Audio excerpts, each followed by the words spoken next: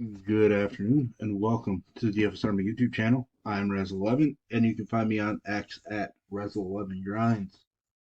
Going to take a look at the pitching for today, the 10th of July. It is Wednesday and we do have a 10-game main slate in front of us this evening. I don't believe we're going to have much for weather issues. I believe the weather issues were in some of the games that start prior to the slate. So we should be all right. Obviously, pay attention in case anything pops up, but we should be good to go from a weather standpoint. That allows us to really just look at pitching for what it is. Reminder, this is the first look at the pitching options for today. I will be using DraftKings as that is where a majority of my action is. On FanDuel, you can cut my pitcher pool into a half or even a third, just depending on how the pool shakes out. But we'll start at the top with Logan Webb. He is pitching at home, which is where I much prefer to use him.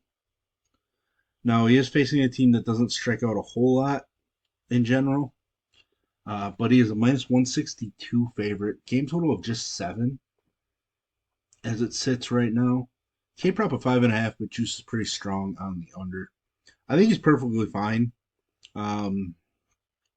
I think if we had a lot more names and stronger options on the slate, he's somebody that I also don't mind fading at times, just because he doesn't seem to have the true upside that some of the other guys do have.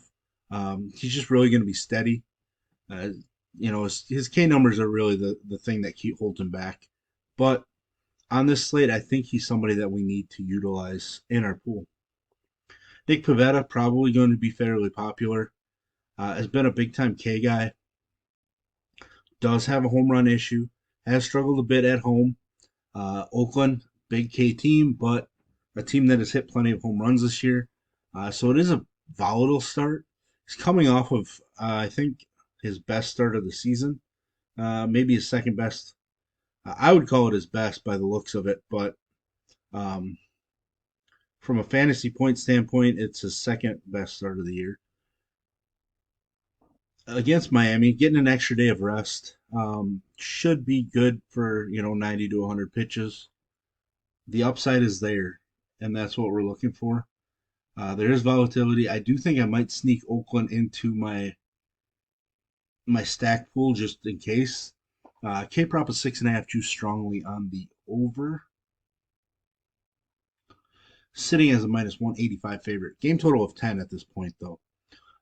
So he could, in theory, have a start similar to Bayo's start yesterday with a bunch of strikeouts, but allowing some runs to the long ball. Gavin Stone, I'm not really going to use him against Philadelphia.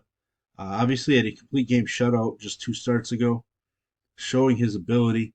Wind is blowing out in Philadelphia pretty strongly, so I'm just not going to go there. That means that Christopher Sanchez is probably not going to make my pool. He, as well as Stone, had a complete game shutout just 2 starts ago. But do we really want to pick on the Dodgers? Not really. If Sanchez was more of a guaranteed K upside guy, I'd consider it possibly since he's left-handed, but he's just not really a 7+ K guy per start as it is. So I think I'm going to end up passing on both Stone and probably Sanchez. Charlie Morton hasn't been as strong on the road. Um, I think I'm going to end up using him, but I'm not excited about it. I think Arizona's a dangerous offense in this spot, so it's really tough to want to use Morton. He is a slight underdog. Game total of 9. Very slight underdog. K prop of 5.5 with juice on the over. Tells me there's enough upside, but it's not somebody I want to be super invested in. Chris Bassitt taking on San Francisco. He has been at his best on this road.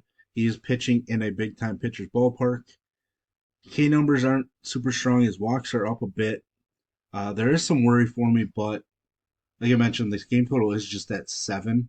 His K prop is 5.5 with juice on the under. I think Bassitt's certainly in play. I'm not super excited about rostering Chris Bassitt at this point, but he's definitely a better play in my mind than Charlie Morton is at this point. Framer Valdez, somebody I'm going to use a lot, and I'm super worried about it. He just hasn't been sharp this season. Capable of putting up monster performances. You know, he dominated an elite Baltimore offense. Went for nearly 40 against the Angels. Um, Dominated Oakland. So he's capable of dominating this weak Miami squad. Um, his K prop's 5.5. Juice is actually slightly on the over even.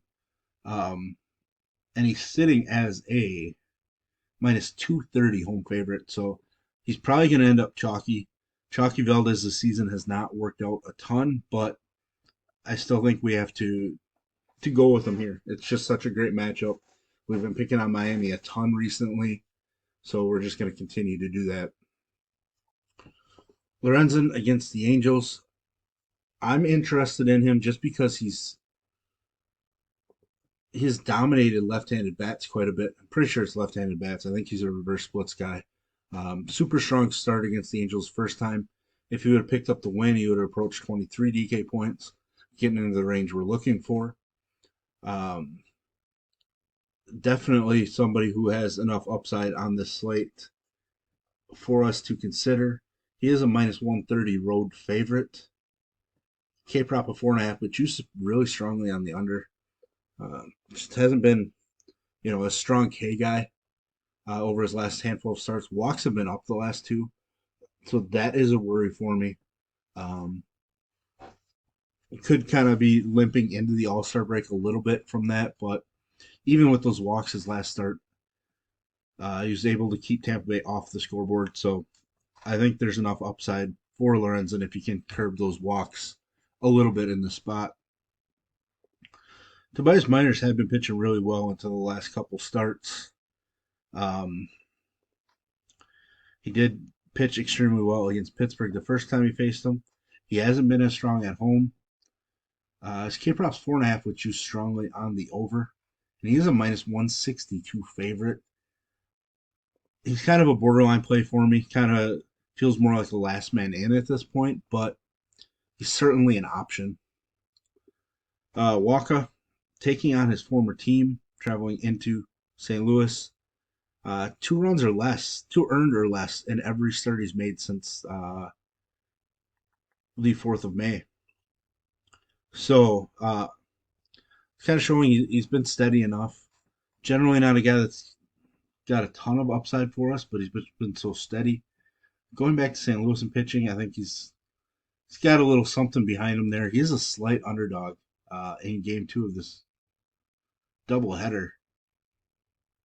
K prop, looking for that right now. And I'm not finding that game here.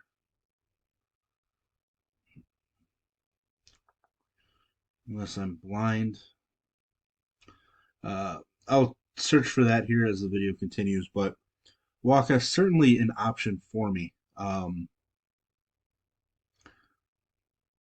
Like I mentioned, I'm not overly excited about rostering Michael Wacha, but uh, motivation pitching in St. Louis again might be there. Um, so I think he's going to make my pool. Probably a better play than Myers, but I think they're probably pretty similar on this slate. Severino against the Nationals was dominant against him the first time he faced him. He has been his best when pitching at home, but he's coming off of 2 bad starts in a row. Pretty bad in 3 out of his last 4. Looking at some Vegas number, I mean, his K prop's 4.5 with juice on the under. He's a minus 192 favorite, but the game total is sitting at 9.5. I think I'm going to end up fading Severino. Washington isn't a huge K squad, but I can understand if people try to talk me into playing him. I'm just not going to go there. Gracefo, I don't know a ton about. Um, in his one performance this year, he came in relief, I believe. So um, I'm just not going to utilize Gracefo. It is probably not going to burn us. Frankie Montas, somebody that I'm going to use. He did dominate Colorado earlier this season. I think that was in Coors too. It was. Now he faces them in at home, where he's managed to allow just 2 home runs in 37 innings. It's a big step in this ballpark. So I think Montes is definitely in play. His overall K numbers aren't super exciting. He's a minus 180 favorite. K prop of 5.5 would choose strongly on the over. So that's interesting considering he hasn't had more than 5 strikeouts since that start in Coors. And that's one of just 2 starts this year where he's had more than 5 strikeouts. That's an interesting number. So Montas definitely going to make my pool. Anybody down here, I'm not really interested in at this point. I think Hoeing has shown some interesting upside, but I don't think he's going to go deep enough. Plus, it's Houston. Um, Sears could be an interesting play, but in Boston, huge run total for them. I just don't think I want to go there. So there's that first look at pitching options. If you enjoy what I bring to you, please hit the like button, hit the subscribe button, turn the notification bell on. Get the alert anytime we drop videos here at DFS Army. If you want to join us and get access to our coaches, tools, sheets, Discord, etc., I will put links in the description below. You can use promo code RAZ, that's RAZ, for 10% off monthly. And as always, best of luck, everybody.